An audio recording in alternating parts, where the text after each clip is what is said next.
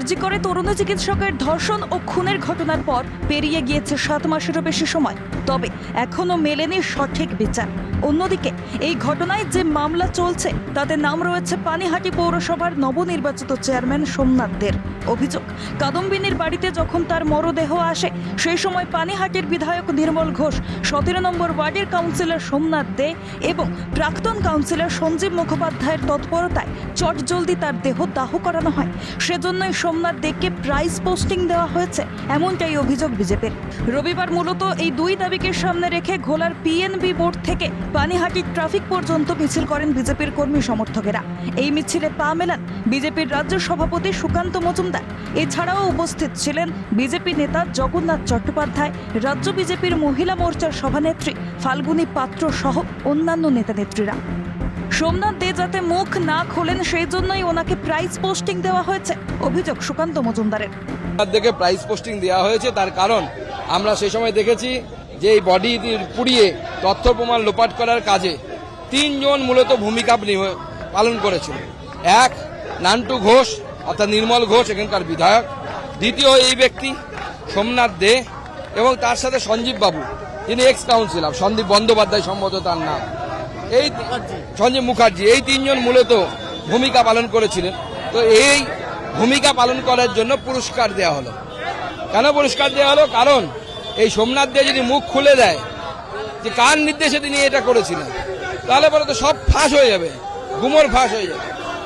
সেই জন্যই পুরস্কার দেওয়া হলো। আগামী দিনে বাকি দুজন যে বাকি থাকলো, নান্টু ঘোষ এবং সঞ্জীব মুখার্জি, এদেরকেও প্রাইজ পোস্টিং দেওয়া হবে।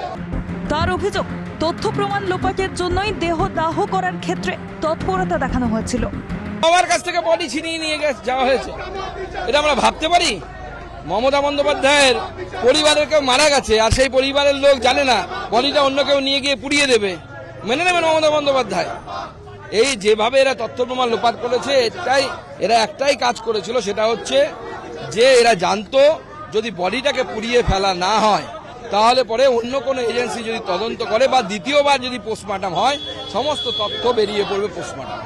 তার হাত থেকে বাঁচার জন্য বডিটাকে তাড়াতাড়ি পুড়িয়ে দেওয়া হয়েছে এবং এই কাজের জন্য পুরস্কার স্বরূপ আজকে সোমনাথ দে এই পুরস্কারটা পেলেন।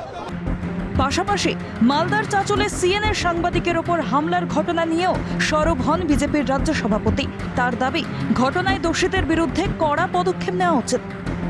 এইভাবে এরা গণতন্ত্রের উপর বারবার হামলা করছে, কারণ সিএন সত্যি কথা তুলে ধরছে বারবার এবং অপ্রিয় প্রশ্ন করছে তৃণমূল কংগ্রেসের নেতৃত্বদেরকে।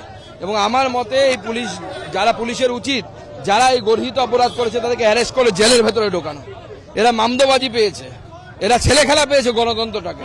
এরা মনে করেছে জমিদারি এদের গোটা রাজ্য, যা ইচ্ছে তাই করবে। কাদম্বিনীর হত্যার সময় যেভাবে দেহ ছিনিয়ে নিয়ে শ্মশানে দাহ করে দেওয়া হয়েছিল, এমনটাই বিজেপির অভিযোগ। তার জন্যই মূলত তাকে পানিহাটি পুরসভার চেয়ারম্যান ঘোষণা করা হয়েছে।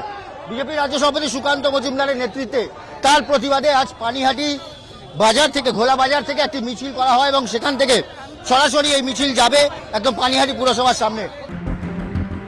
পরে মিছিলটি পানিহাটি ট্রাফিক মোড়ের সামনে পৌঁছলে সেখানে একটি প্রতিবাদ সভা করা হয়।